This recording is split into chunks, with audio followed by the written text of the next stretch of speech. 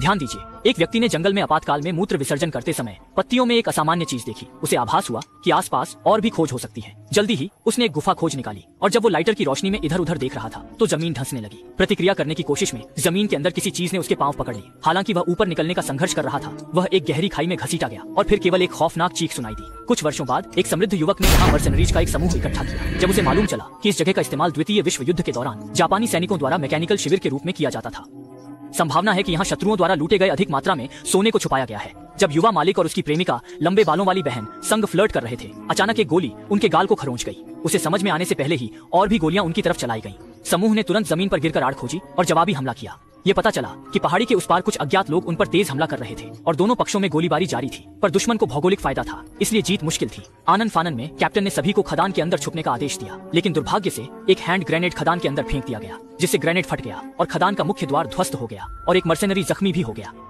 इसके बाद खदान के मुख्य प्रवेश द्वार से निकासी असंभव हो गई।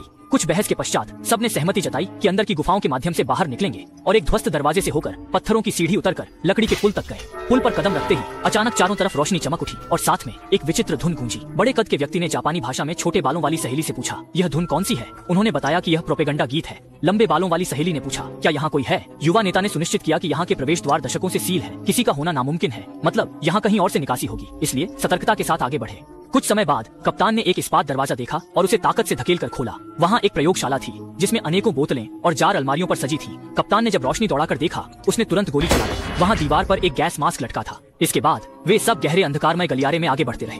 बड़े आकार के व्यक्ति ने जमीन पर गिरा एक चेतावनी देखी, परंतु दल अविचलित रहा और अपनी राह जारी रखी। फिर सब एक ट्रांसमिशन रूम में पहुंचे। जांच के बाद घायल साथी को सहारा देकर विश्राम दिया और उस समय अनोखी घटनाएं होने लगी।